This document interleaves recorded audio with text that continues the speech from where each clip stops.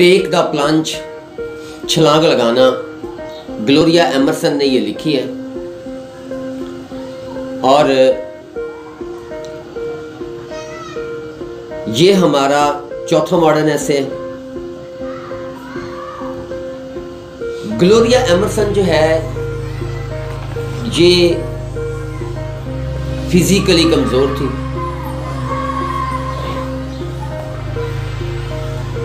Car ये drive नहीं कर सकती थी,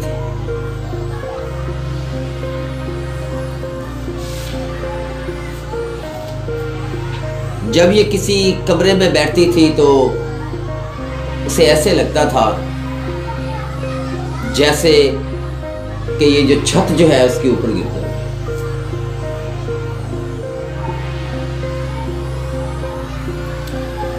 सेहत भी उसकी खराब रहती थी, लेकिन एक अखबार में वो काम करती थी।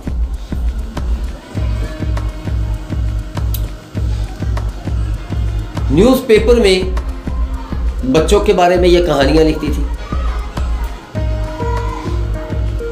औरतों के बारे में।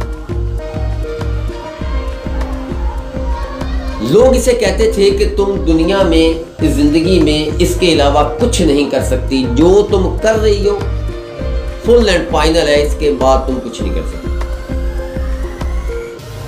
लेकिन इसने चाहा कि मैं कुछ नया करूं। अब ज़ाहिर है एक ऐसी लड़की जो बुज़दिल भी है,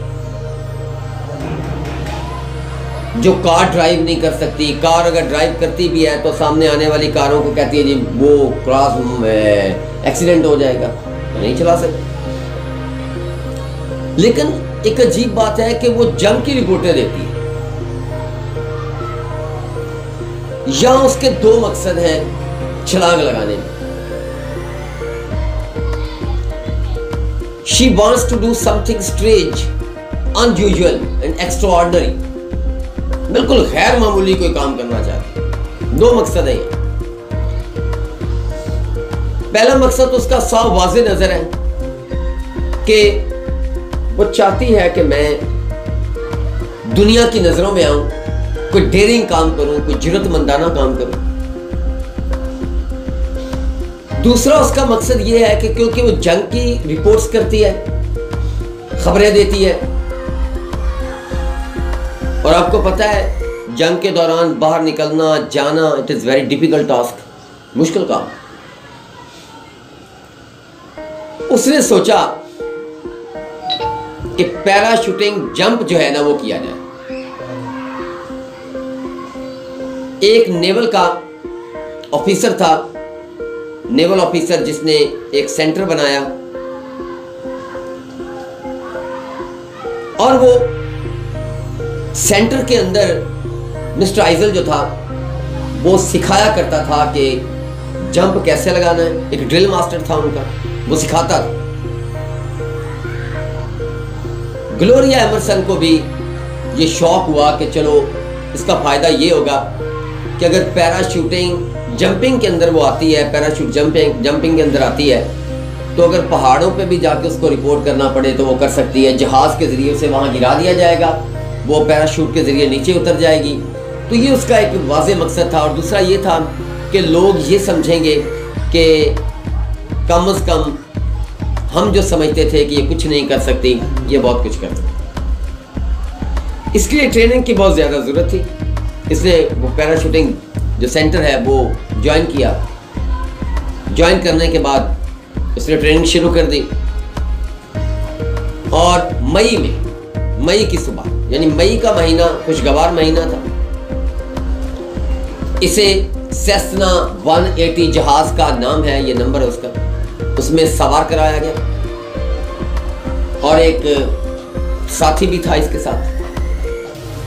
लेकिन जब उसके साथी ने कहा, इंस्ट्रक्टर ने कहा, ड्रिल मास्टर ने कहा कि गो, जाओ, कूद जाओ, उसे कूद जाना चाहिए था, लेकिन वो कूदी नहीं। उसकी वजह डर गई कि अब मैं कैसे कूद सकती हूँ। उसने वो टोप सा पहना, हेलमेट, वो सूट पहना, पूरा जंपिंग सूट पहना, सब कुछ तैयार था, लेकिन फिर भी वो डर गई। लेकिन उसके ड्रिल मास्टर ने पीछे से उसको धक्का दे दिया कि जाओ आप। वो लड़की ग्लोरिया एमरसन जो कि छलांग लगाने से डर रही थी, अब क्या किया उसने, अब जब हवा में मुअल्लक हुई, हवा के अंदर देखा, नीचे जमीन की तरफ देखा जहां टारगेट पे इसने उतरना था, तो जमीन बड़ी खूबसूरत नजर आई, कलर्स रंग नजर आए और बिल्कुल हवा में तैरती हुई नजर आई। तो अब वो चाहती थी कि मैं जमीन पे ना उतरूं। पहले वो सवार नहीं होना चाहती थी, जब सवार हो गई छलांग नहीं लगाना चाहती थी, लेकिन जब छलांग लगा दी फिर जमीन पे नहीं जाना चाहती। वो समझ रही थी कि पहले कितना मुश्किल काम है, लेकिन मुश्किल काम नहीं था, बल्कि उसने बिल्कुल आसानी से उसको जंप किया और जंप करने के बाद जो है वो हवा में मुअल्लक हो गई। आहिस्ता आहिस्ता आहिस्ता आहिस्ता वो जो उसका टारगेट था उस टारगेट की तरफ आती गई। और जब वहाँ वो उतरी है तो कहती है कि मुझे रंग बहुत अच्छे लगे, क्योंकि दोबारा शायद मैं ये ना देख पाऊँ। जब ज़मीन पर उतरी तो दूसरे लोगों ने वाकई उसे अप्रिशिएट किया, उसे बहुत दाद दी, कहा कि हम तो समझते थे कि ये टिम्मट सी लड़की जो है, ये बुज़दिल सी लड़की, यहाँ तक कि उसके जो एंकल थे ना, टखने थे, वो भी ठीक नहीं थे, वो भी सही अपनी जगह पे नहीं रुक रहे थे, यानी चलना भी उसके लिए दुश्वार था। और ख़ासकर उसकी जो है ना बैक, ये रीढ़ की हड्डी, स्पाइनल कार्ड उसका, उसमें वो भी डैमेज थी, सीधी से चल भी नहीं सकती थी। लेकिन उसने इतना जुर्रतमंदाना काम कर दिया कि लोग जो है वो तारीफ करने के लिए मजबूर हो गए और बहुत तारीफ की। पढ़ते हैं जिस सबक की तरफ आते हैं। Gloria Emerson was a famous journalist, साहबी थी, बड़ी मशहूर थी। She was a woman of weak health, वो कमजोर सेहत वाली औरत। She could not drive confidently, वो पुरएतमादी के साथ गाड़ी भी नहीं चला सकती थी।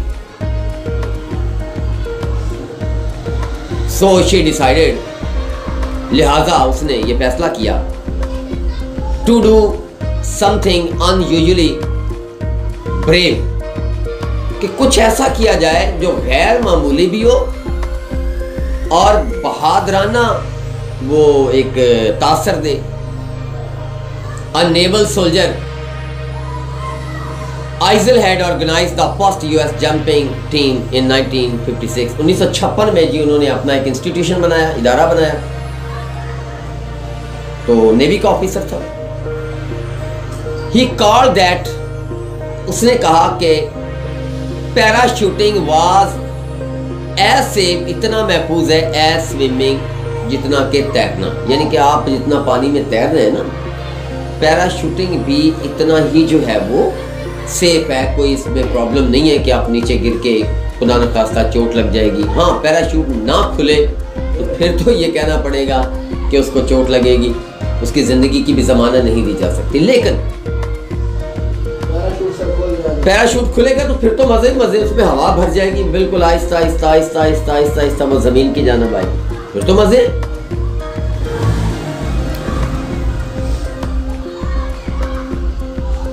Gloria Emerson got admission, Gloria Emerson ने दाखिला ले लिया इन हिज इंस्टीट्यूट, उसके इदारे में।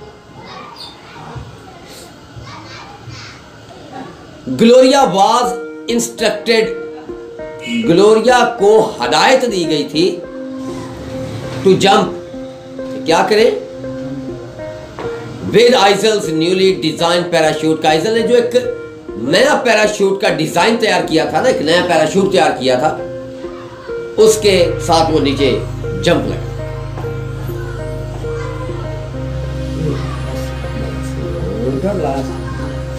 कंधा हीटर लाया है तो भाई सर्दी नहीं। Parachute was very big, parachute बहुत बड़ा था। विद 32 फीट कैनोपी, उसके शामियाने 32 फुट के थे।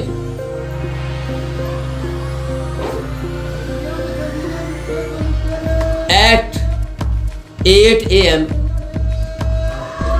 8 एंटी मेरिडियम यानी सुबह 8 बजे, सुबह 8 बजे। ग्लोरिया विद एक कंपेनियन, ग्लोरिया एमरसन अपने एक साथी के साथ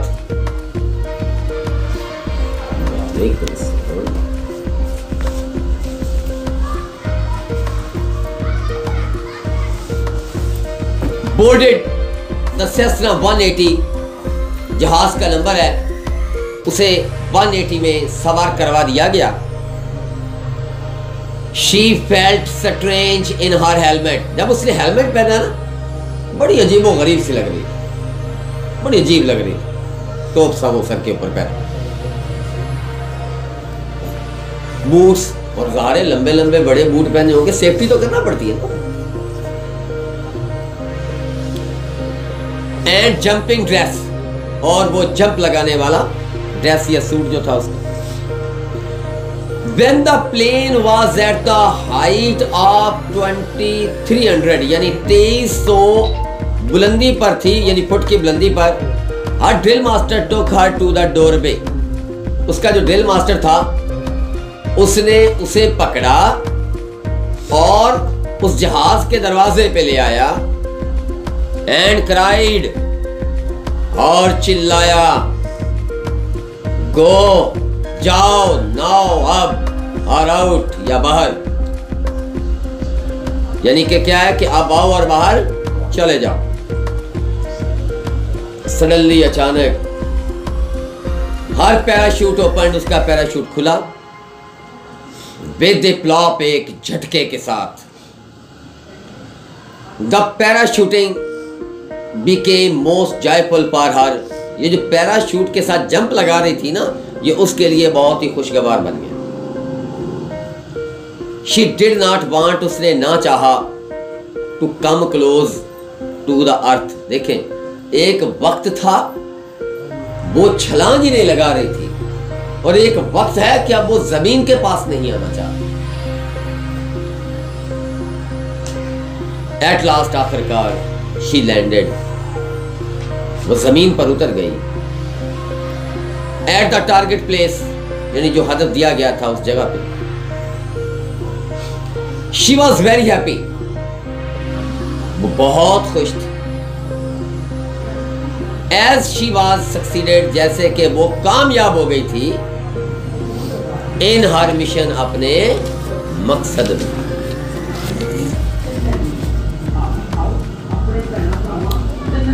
एवरीवन प्रेज्ड,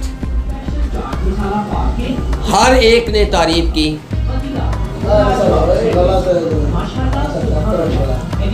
ये ले ले, ये ले, ये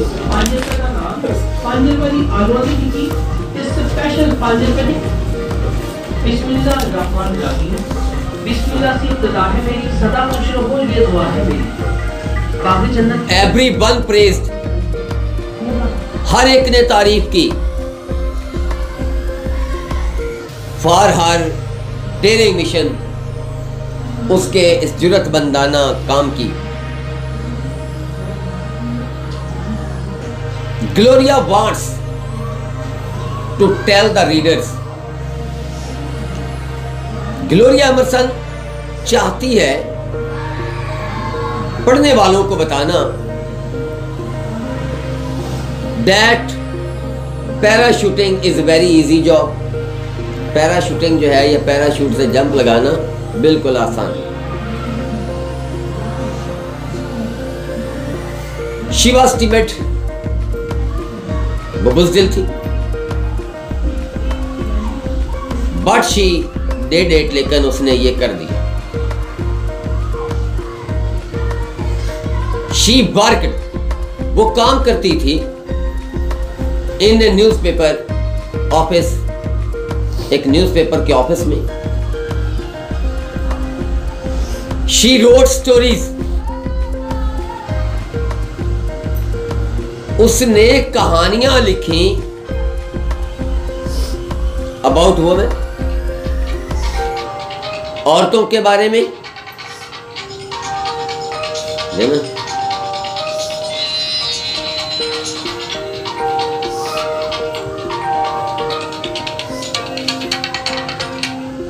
आपने नहीं चला, आप नहीं चलवा देंगे।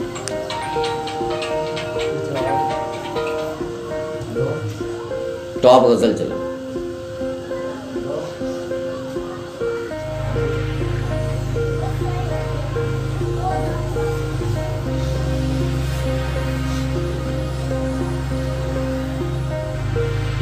शी वर्कड, वो काम करती थी इन न्यूज़पेपर ऑफिस, एक अखबार के दफ्तर में। शी रोट स्टोरीज, उसने कहानियां लिखी about women,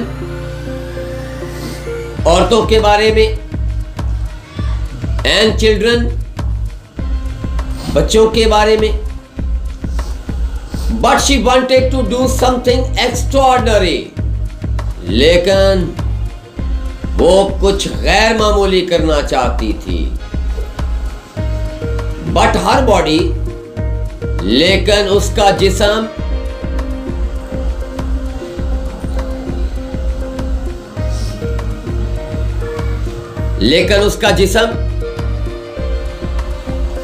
in bad condition, बुरी हालत में था। शी हैड बैड बैक, उसकी कमर दुखती थी। अनसर्टन एंकल्स, और टखने भी असल पोजीशन पे नहीं थे। And was physically weak,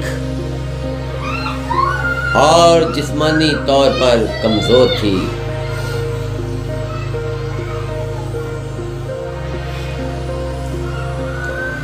people took pity on her, लोग उस पर तरस खाते थे।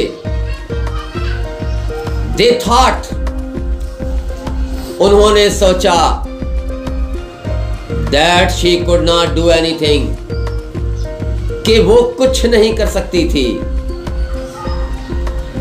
एंड डेयरिंग डीड, और जुर्रत वाला तो काम ही नहीं कर सकती थी। शी डिसलाइक्ड, उसने नापसंद किया। दिस एटीट्यूड, इस रवैये को, ऑफ पीपल, लोगों के। शी नीडेड ए टास्क, उसे जरूरत थी एक काम की। सूटेड, हर फिजिकल, जो मुनासिब हो उसके जिस्मानी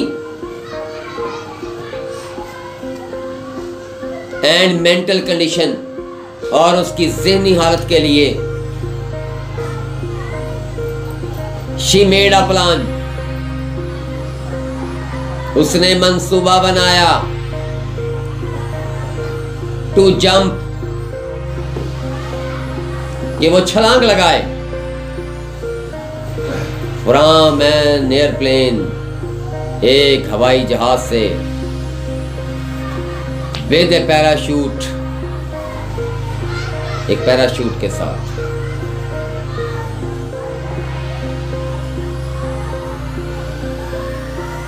इट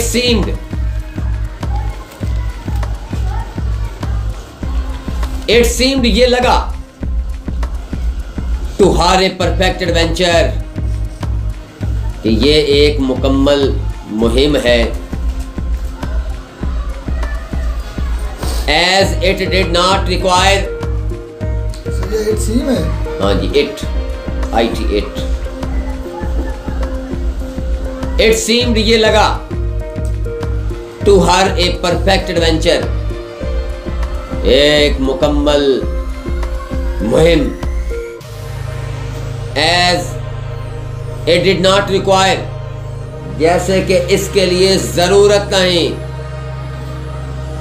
एनी टैलेंट, किसी भी टैलेंट की, किसी भी आर्ट की, किसी भी जहानत की। शी वॉज एंग्शियस, वो परेशान थी। टू फील, महसूस करके। The rising of a small plane, जब वो छोटा जहाज उठ रहा था, taking the plunge in the open atmosphere, और छलांग लगानी थी उस खुले माहौल में। एंड देन डिसेंडिंग स्लोली, और फिर आहिस्ता आहिस्ता उतरना under the huge canopy of parachute, parachute के उस बड़े शामियाने के नीचे।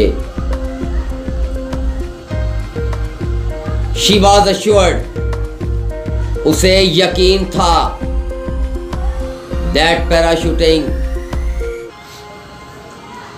के पैराशूटिंग जो है वाज एज सेफ, उतना ही महफूज था, एज स्विमिंग, जितना के तैरना। शी गॉट हर पर्पस, वो अपना मकसद पा गई। General James Gavin was also surprised, ये एक रिटायर्ड ऑफिसर था। टू यानी अफसर उनका वो नेवल वाला नहीं था, बल्कि वहाँ जो काम करती थी ना, वहाँ अखबार के कुछ मतलब ना दफ्तर का कोई इनका ऑफिसर था। सरप्राइज, वो भी हैरान हुआ to see her successful parachuting, उसकी कामयाब पैराशूटिंग देखकर। दूसरा कौन सा आपने नहीं पढ़ा था? वो निकालें जी, कौन सा है आपके पास? है काफी इसकी?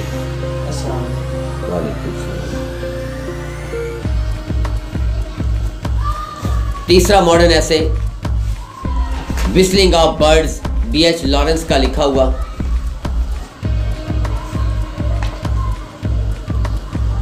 परिंदों का चहचहाना। जैसे कि यू नो सर्दियां चल रही हैं। वालेकुम अस्सलाम। वालेकुम अस्सलाम। Whistling of birds, B.H. Lawrence का ये लिखा हुआ मॉडर्न ऐसे है। जैसा कि आपको पता है कि पार्ट 1 के अंदर B.H. लॉरेंस ने स्नेक लिखी थी। छोटा सा टॉपिक लेता है, नेचर का, फितरत का टॉपिक लेता है, और न जाने कितनी दूर तक पहुंच जाता है। तो इसके अंदर जैसे कि मैंने आपको बताया कि सर्दियां चल रही हैं, इसने सर्दियों को मौत के बराबर कहा है। सर्दियों के अंदर यू नो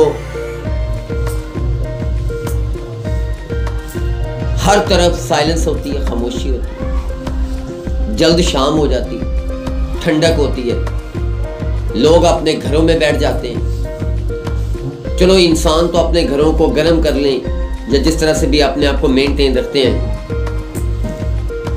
लेकिन परिंदे जो जंगलों में होते हैं वो अपने आप को मेंटेन नहीं रख पाते, दरिंदे नहीं रख पाते, और बहुत सारे दरिंदों की, बहुत सारे परिंदों की, जानवरों की मौत वाक़या हो जाती है। लेकिन फिर उसी सर्दियों में से एक गर्म हवा का झोंका निकलता है जिसे हम बहार का नाम दे देते हैं। लेकिन हर तरफ जंगल के अंदर आपको टूटे हुए पर मिलेंगे, जानवरों के जिस्म मिलेंगे, लेकिन हम फिर उनके ऊपर मजीद मातम नहीं करते,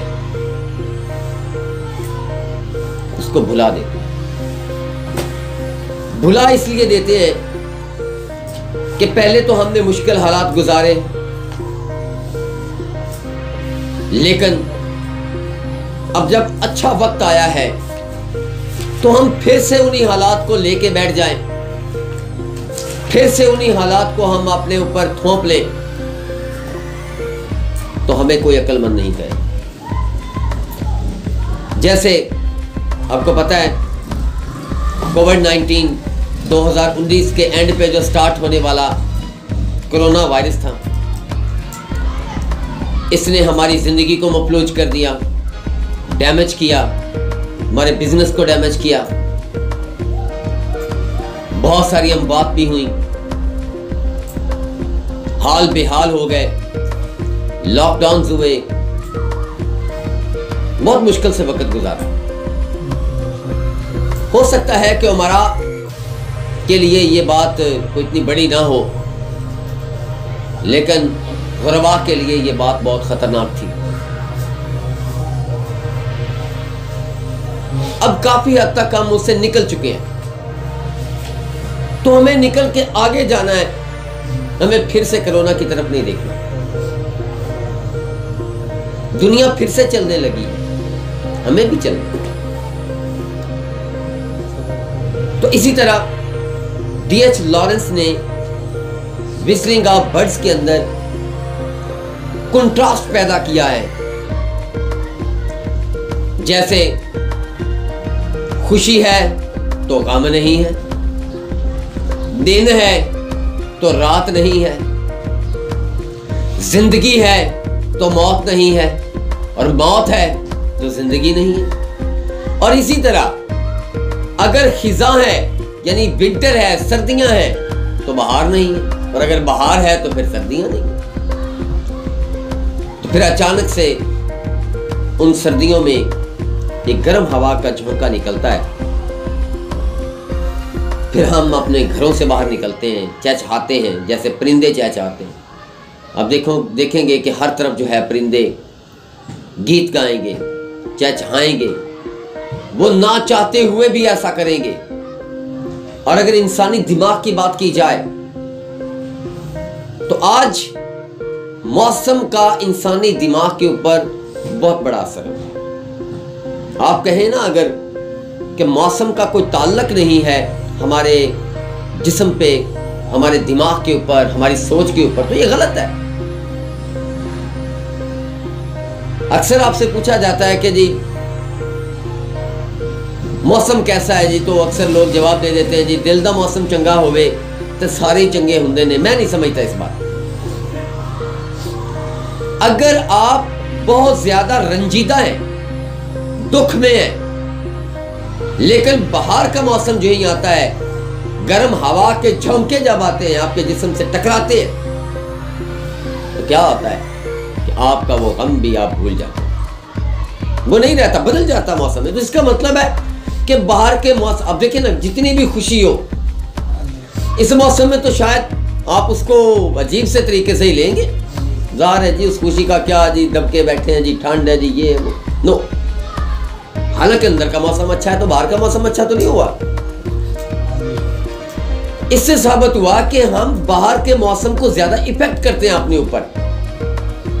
जितना भी गम हो, जितनी भी परेशानी हो, जितने भी लॉस के अंदर हम क्या करते हैं, जब बाहर का मौसम अच्छा होता है, बाहर आती है, हवा आती है, ज्यादातर ये अक्टूबर में और मार्च अप्रैल में ये चीजें चलती हैं। हर आदमी, जो गर्मी में भी बेहाल होते हैं, पसीना होता है, इतना ज्यादा मजा नहीं आता, लेकिन ये दो मौसम जो है, यानी वो 2 महीने जो मैंने गिनवाए, 3 महीने के, एक मार्च और अप्रैल और एक अक्टूबर और नवंबर, ये 2 मंथ ऐसे हैं, यानी 4 मंथ बन गए कि जिसके अंदर आपके अंदर अगर गम है भी तो खत्म हो जाता है, वो खत्म ना भी हो चलो सो जरूर जाता है। वालेकुम सलाम। तो यहां भी D.H. लॉरेंस यही बात करने की कोशिश कर रहा है कि परिंदों का चहचहाना जब ये सर्दियां गुजार चुके होते हैं तो तब दोबारा से जिंदगी जो है वो लौट आती है, दोबारा से हम आगे चलना शुरू हो जाते हैं। पढ़ते हैं, इन दिस ऐसे, इस मजमून में राइटर हैज ड्रॉन, मुसन्नफ दिला चुका है, खींच चुका है, दिला चुका है, अ ग्राफिक पिक्चर, एक वाज़े तस्वीर ऑफ विंटर, सर्दियों की, एंड स्प्रिंग, और बाहर की। ही सेज, वो कहता है, अब जितने लेक्चर्स भी आपको दोबारा मैं डिलीवर करूंगा, जितने भी होंगे, ये फ्रेजल वर्ब के होंगे, ईडियम के होंगे, करेक्शन के होंगे, पार्ट ऑफ स्पीच के होंगे, जितने लेटर के होंगे, ऐसे के होंगे, मॉडर्न ऐसे के होंगे, ओल्ड मैसी के होंगे, अब तमाम तर ये चैनल्स आपको यूट्यूब पे मिलेंगे। मैं इसको साथ रिकॉर्ड कर, ताकि घर जाके आप, यहाँ बैठ के आप, जहाँ किसी वीडियो में हमें कुछ नहीं मिल रहा, तो कम से कम ऐसी वीडियो में आपको वो सब चीज़ें मिलेंगी कि आपका वो लेक्चर दोबारा रिवाइवल हो जाए। तमाम तर लेक्चर जो मिस हो गए वो भी हम दोबारा करेंगे। तो इस तरह से आप उसको डिटेल के साथ घर बैठ के, एकेडमी के अंदर आके, कहीं भी बैठ के, अगर आपके माइंड में वो नहीं आ रहा, आप एग्जाम्स के पास करीब जाके इनको दोबारा निकालें, यूट्यूब पे निकालें, उनको सुने कि क्या कह रहे हैं, क्या चीज़ हमने पढ़ी। आपको वो नोट्स रखने की ज़रूरत नहीं होगी, सिर्फ आप यूट्यूब पे उसको सर्च करें, सर्च करने के बाद उसको देखें और समझें। इन दिस ऐसे इस मजमून में राइटर हैज ड्रॉन, मुसन्नफ दिला चुका है ग्राफिक पिक्चर, एक वाज़े तस्वीर ऑफ विंटर, सर्दियों की, एंड स्प्रिंग, और किसकी, बहार। ये दोनों में रिवाइज भी आपको करना। ही सेज, वो कहता है, दैट नेचर, फितरत, इज वेरी ब्यूटीफुल। पहली बात तो ये कि फितरत के बारे में वो अपने कमेंट दे रहा है कि फितरत बड़ी खूबसूरत है, बहुत प्यारी है। फिर आगे क्या कह रहा है, ये प्यारी क्यों कह रहा है, क्योंकि बहार आने वाली है, बहार को वो ले रहा है, उसके माइंड, वो उसने दिमाग के अंदर रखा हुआ है कि बहार है तो फितरत खूबसूरत है। अब आगे क्या कह रहा है, एट द सेम टाइम, उसी वक्त में, it has shades of ugliness, इसके ऊपर बदनुमाई के साए भी हैं। तो यहां इसका मकसद क्या है, सर्दियां, इसका मकसद क्या है, सर्दी। लेकिन एक बात है, शायर लोग, मुसन्निफ अपने अपने तरीके से बात करते हैं, लेकिन अ सेंस ऑफ स्लीप, नींद का निचोड़ जो है ना, you can get in the nights of a winter. Winter nights में आप जो है ना अच्छी तरह से सोते हैं, मजे ले लेके, बार बार सर्दी है, अंदर आप जो है वो गर्म लिहाफ है, ब्लैंकेट है या क्विल्ट है, ये कुछ भी है, तो आप उसके नीचे बड़े आराम से सोते हैं। लेकिन अपना अपना एक व्यू है। रात को सन्नाटा होता है, जब तन्हाई में बैठते हैं, हाँ कमरा रहना चाहिए। The spring is very beautiful, बहार बहुत खूबसूरत है। This is the one aspect of nature, ये फितरत का एक पहलू है। बहार का खूबसूरत होना ये फितरत का एक पहलू है। वाइल द विंटर इज अगली, जबकि सर्दियां बदनुमा हैं, एंड डिस्ट्रक्टिव, और तबाही वाली। असल में बड़े सगीर जो है ना, अब जो पाको हिंद, अल्लाह ताला ने 4 मौसम नवाजे। हम बाहर को भी इंजॉय करते, हम गर्मियों को भी इंजॉय करते हैं, सर्दियों को भी इंजॉय करते हैं, और खिज़ां को, पतझड़ का मौसम जो है। लेकिन यूरोपियन कंट्रीज में ऐसा नहीं, और मुझे लगता है कि ये हम इतवार बोलते हैं, लेकिन इंग्लिश में इसको संडे कहते हैं। वालेकुम सलाम। अगर 7 दिन के बाद निकलने वाला सूरज संडे ही हुआ, तो यहाँ तो माशाल्लाह सर्दियों में भी अगर कोई कंटिन्यू 4-5 दिन 10 दिन सूरज निकल आए तो ज़्यादा मज़ा।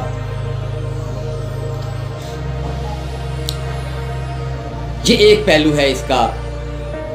बहार जो है वो खूबसूरत है और सर्दियाँ जो है वो डिस्ट्रक्टिव हैं, तबाहकुन है और अगली। It is the other aspect of nature, ये फितरत का दूसरा पहलू है। द राइटर कंडेम्स, मुसन्नफ मुजम्मत करता है किसकी? विंटर, सर्दियों की। As the season of death, जैसे कि ये मौत का मौसम है। एंड डिस्ट्रक्शन, और तबाही का। साइलेंस हैज प्रिवेल्ड एवरीवेयर, खामोशी हर तरफ छा जाती है। There is frost all around, हर तरफ धुंध ही धुंध होती है। फिर क्या होता है? देन वन डे, फिर एक दिन, वार्म विंड, गर्म हवा, स्टार्ट्स ब्लोइंग, चलना शुरू हो जाती है। लॉन्ग एंड ब्लैक विंटर, लंबी और काली सर्दियां कम टू एन एंड, खत्म हो जाती हैं। द राइटर वेलकम्स, मुसन्नफ खुशामदीद कहता है द स्प्रिंग सीजन, बहार के मौसम को, एज ए रिवाइवल, दोबारा जिंदगी देने के लिए, एंड हैप्पीनेस, और खुशी। द हार्ड स्नो मेल्ट्स, वो जो सख्त कुदरती बर्फ होती है वो क्या हो जाती है? पिघल जाती है। And birds begin to whistle, और परिंदे सीटियां बजाना शुरू कर देते हैं। इन देयर सिल्वरी वॉइसेस, अपनी सुरीली आवाज में। द ब्लैक बर्ड्स, काले परिंदे, can not stop their songs, अपने गीतों को रोक नहीं पाते हैं। At the end of the ऐसे, मजमून के आखिर पर, द राइटर गिव्स, मुसन्नफ देता है हिज व्यूज, अपने नजरियात, अपने ख्यालात, दैट बोथ, दोनों, the winter and spring seasons, बहार की और सर्दियों के जो मौसम हैं, और the two faces of nature, ये फितरत के दो चेहरे हैं। बोथ आर इम्पॉर्टेंट, दोनों ही अहम हैं for the survival of human being, इंसानी जिंदगी की बका के लिए। The writer gives his views, मुसन्नफ अपने नजरियात देता है अबाउट डेथ, मौत के बारे में, एंड लाइफ, और जिंदगी के बारे में। लाइफ एंड डेथ, मौत और जिंदगी, आर ऑपोजिट रियलिटीज, ये मुखालिफ हकायक हैं। अक्सर आपने लिखा हुआ, पढ़ा होगा, देखा होगा, जिंदगी मौत की अमानत है, और मौत के लिए जो रात कब्र में है वो आपको इस दुनिया में नहीं आ सकती, इस जमीन पे जिंदगी के साथ नहीं आ सकती। हजरत खालिद बिन वलीद सारी जिंदगी यही कहते गए कि या अल्लाह मुझे शहादत की मौत अता कर। कोई जिस्म का हिस्सा ऐसा नहीं था जहां जख्म नहीं था, कोई जंग ऐसी नहीं थी जो लड़े नहीं थे, लेकिन बिस्तरे मर्ग पर उनकी जान निकली, शहादत नहीं। ये अल्लाह की देन होती जी। सैफुल्लाह का उन्हें लक़ब मिला हुआ अल्लाह की तलवार।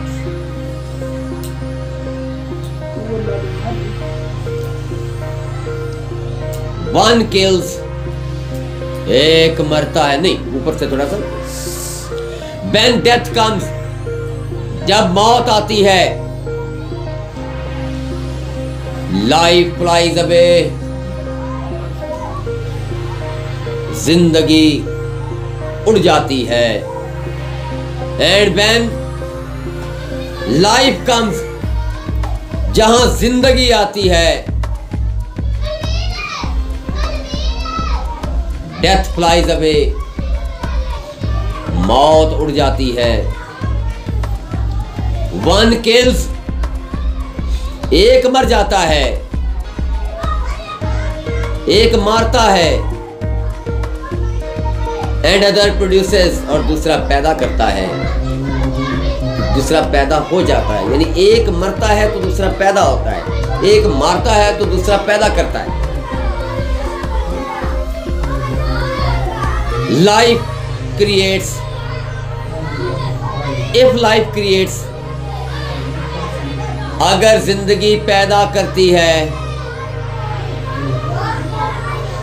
डेथ डिस्ट्रॉयज,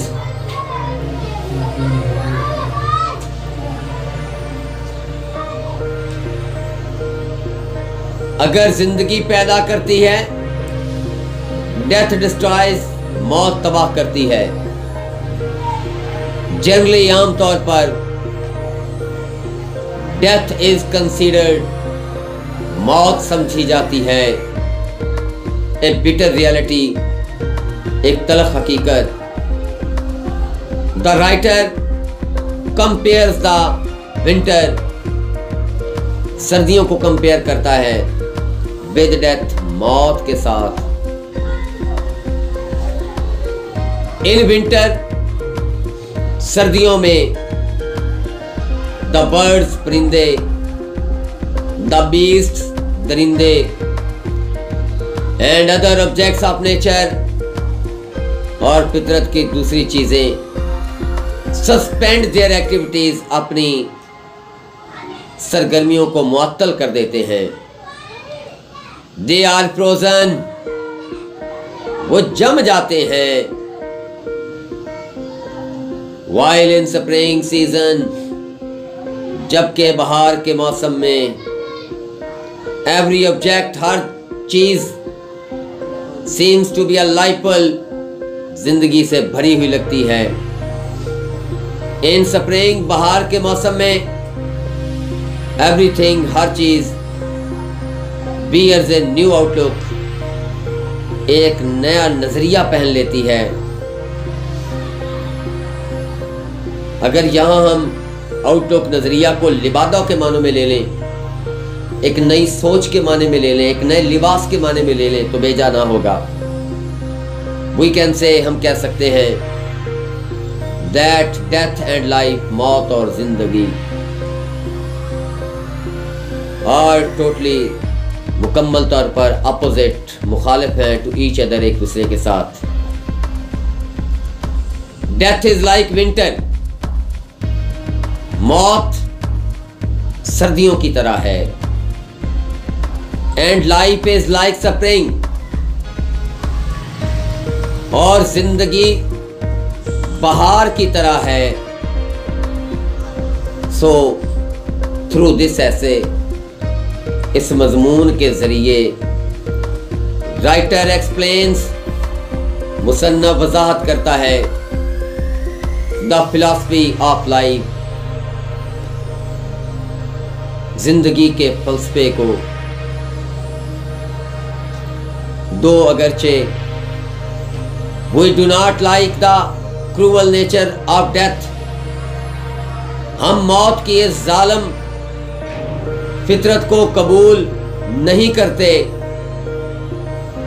yet फिर भी we have to accept, हमें कबूल करना पड़ता है it, इसे, because क्योंकि it is reality, ये हकीकत है, and we cannot deny it, और हम इससे रूगर्दानी नहीं कर सकते, हम इसे इनकार नहीं कर सकते। इसको रिवाइज करते हैं। इन दिस, ऐसे, writer has drawn A graphic picture of winter and spring. He says that nature is very beautiful, but at the same time. It has shades of ugliness. The suffering is very beautiful. This is the one aspect of nature. While the winter is ugly and destructive, it is the other aspect of nature. The writer condemns winter as a season of death and destruction. Silence is prevailed everywhere. There is frost all around. Then one day warm wind starts blowing. Long and black winter come to an end. The writer welcomes the spring season as a revival and happiness. The hard snow melts and birds begin to whistle in their silvery voices. The black birds in their silvery voices.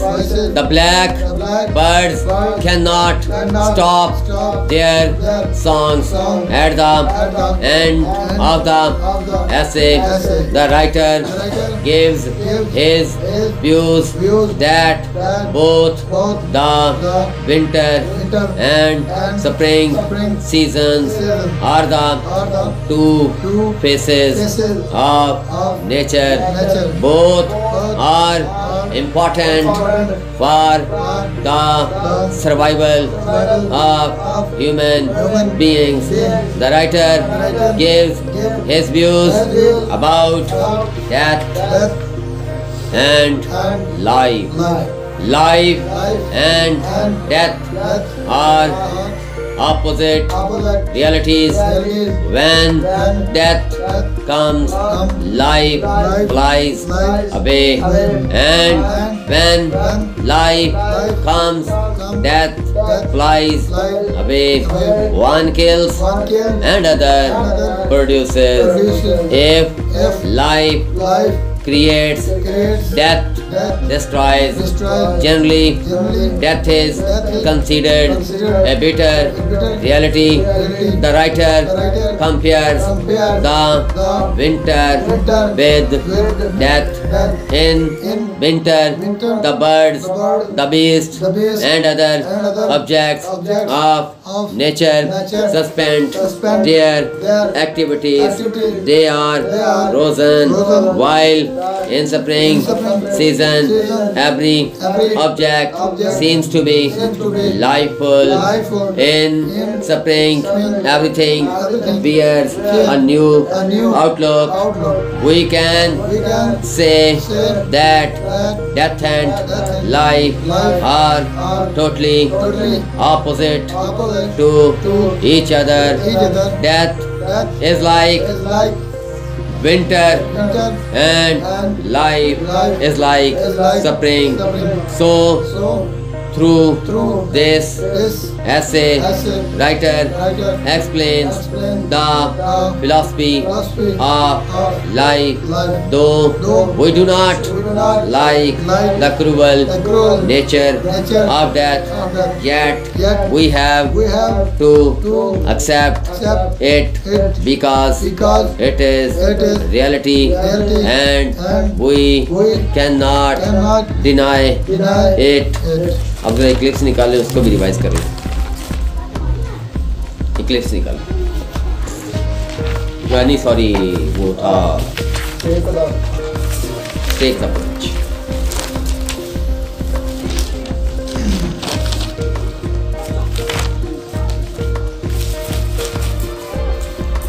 Take the plunge. Gloria Emerson. Gloria Emerson was a famous journalist. She was a woman of weak health. She could not drive confidently. So she decided to do something unusually brave. A naval soldier Hazel had organized the first US jumping team in 1956. He called that parachuting was as safe as swimming. Gloria got admission in his institute. Gloria was instructed to jump with Hazel's newly designed parachute.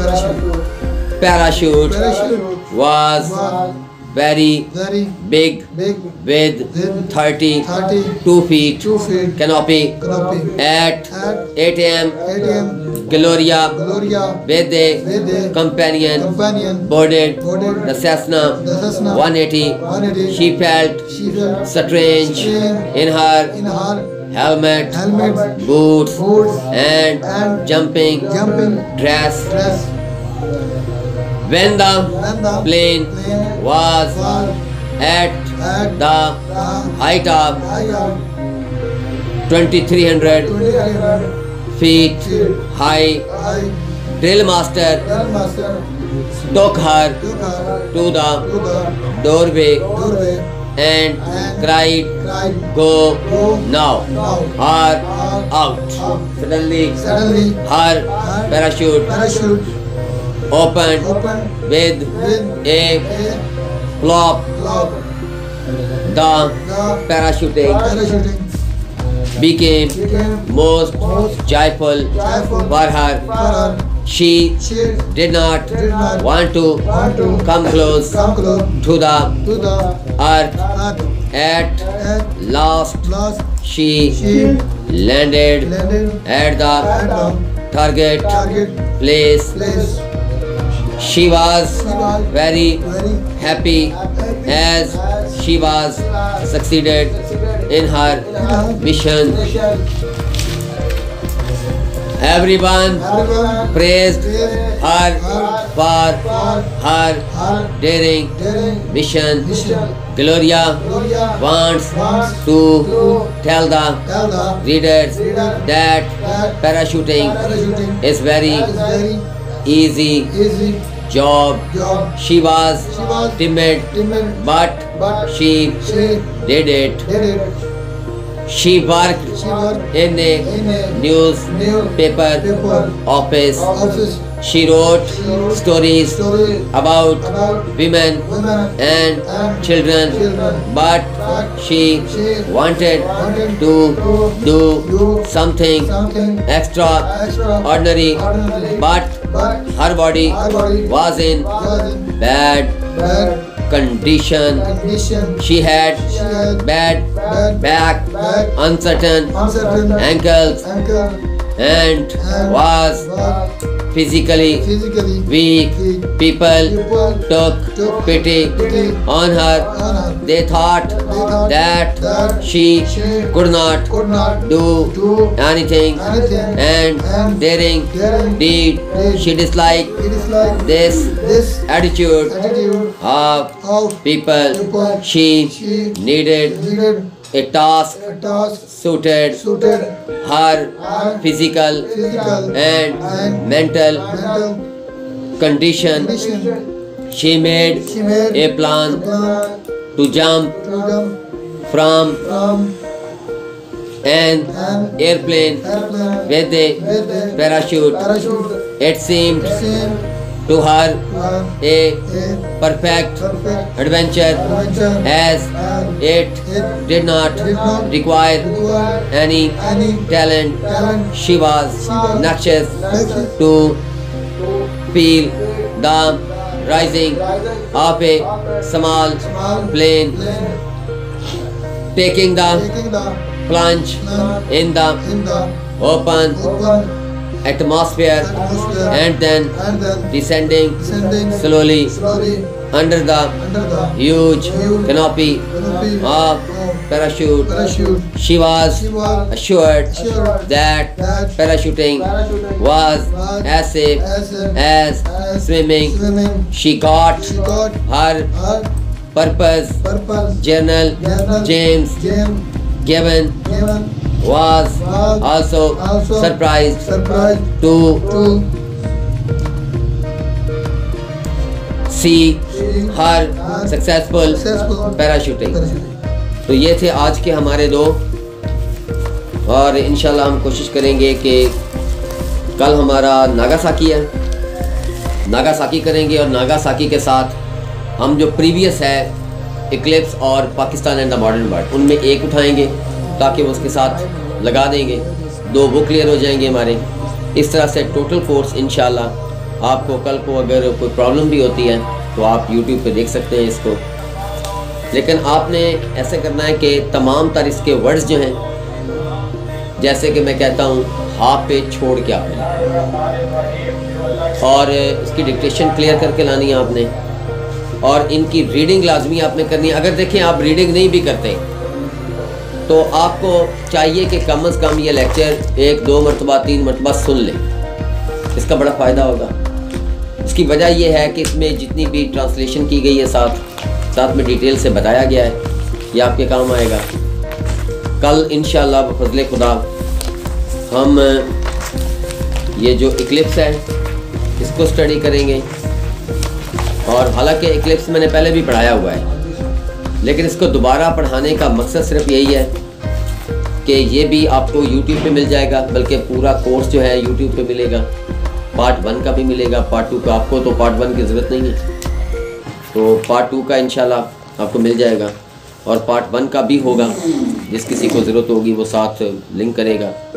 और as you know, जैसे कि part 1 और 2 का BA का result भी आ चुका है, रात आया था। तो एक खुशी की बात भी है, शेयर करना चाहता हूँ कि रज़ा साहब बैठे हुए हैं जी, वो भी पास हो गए माशाल्लाह, और काफ़ी बच्चे BA में निकल गए। BA तो आपको पता है कि ऐसे जैसे अब घर की बन गई हुई है, BA का तो इतना प्रॉब्लम नहीं होता, क्योंकि थोड़े से बच्चे भी ज़िम्मेदार होते हैं, पढ़ते भी हैं, और माशाल्लाह आप लोगों का भी पार्ट 1 बड़ा अच्छे तरीके से जो है वो पास हुआ है। और मैं कोशिश करूँगा इस दफ़ा माजी से भी अच्छा रिज़ल्ट आएगा। उसकी सिर्फ एक वजह ये भी है कि पहले वो जो लेक्चर हम डिलीवर करते थे वो लेक्चर हवा में चला जाता था, कुछ आपके दिमाग में चला जाता था, और आपको पता है कि लेक्चर के अंदर एक जान होती है। स्टूडेंट अगर सिर्फ लेक्चर ही सुनता रहे तो बहुत कुछ गेन करता है, गेट करता है। तो आपको तो लाइव भी इस लेक्चर को मतलब आपने सुना, उसको पढ़ा भी है, रिवाइज भी किया है। रिवाइज करने का मकसद ये नहीं होता कि एज़ यू नो कि बच्चे, कुछ लोग कहते हैं जी बच्चों की तरह आप पढ़ाना शुरू कर देते हैं। तो रट्टे के बारे में अगर हम कहें तो रट्टा वो होता है जिसका मीनिंग ना आए, जिसका हर लफ्ज़ का आपको मीनिंग आता है, तो फिर कभी भी आप उसको क्रैम नहीं कह सकते। ये लोगों की भूल है, उनकी समझ में नहीं आता। जैसे आपने वो मूवी देखी थी एक, जिसके अंदर वो चमत्कार का लफ्ज़ लिखा हुआ था। अगर उसे चमत्कार का और बलात्कार का पता होता, उसके मीनिंग का पता होता, तो कभी भी उसमें पुट ना करता। इसलिए कि उसने रट्टा लगाया हुआ था, उसको दोनों मीनिंग का नहीं पता था, ना चमत्कार का पता था ना बलात्कार का पता था। और दोनों में क्या किया उसने कि उसने गुड़मुड़ कर दिया, अजीब सा कर दिया, जिसकी वजह से उसे जो है वो परेशानी उठाना पड़ी। तो क्रैम या रट्टा ये नहीं होता जिसका हम तो एक एक लफ्ज़ जो है एक एक बार बार रिपीट करते हैं, क्योंकि you know that repetition of the words create great impact on your mind. Without vocabulary you can't speak, you can't right. तो इसलिए हम चाहते हैं कि ज़्यादा से ज़्यादा वोकैबुलरी भी आपको मिले, ज़्यादा से ज़्यादा रेपिटेशन भी मिले। और इंशाल्लाह अब नेक्स्ट जो है आप एग्ज़ाम्स के बिल्कुल करीब, आपको बुक्स उठाने की ज़रूरत नहीं, मेरे नोट्स उठाने की ज़रूरत नहीं होगी। सिर्फ आप लेक्चर खोलें, लेक्चर पूरा स्टडी करें, आप पूरे लेक्चर को सुने आप, क्योंकि बिल्कुल वाज़ेह और सादा अल्फाज में मैंने इन चीज़ों को जो है वो वजाहत इनकी की है। तो आपको इंशाल्लाह इसका फ़ायदा भी होगा। दूसरे दोस्तों से भी आप कह सकते हैं जो घर में बैठ के स्टडी कर रहे हैं तो इस टॉपिक्स के बारे में, क्योंकि ज़्यादातर ऐसा होता है कि वो नोट्स ले जाते हैं लेकिन उन्हें पता नहीं होता कि इसको स्टडी कैसे करना है। तो अब तो नोट्स के साथ साथ जो है यूट्यूब पे भी उनको रहनुमाई मिल रही है। और इंशाल्लाह कल हम इंशाल्लाह नया लेक्चर शुरू करेंगे। अल्लाह हाफ़िज़।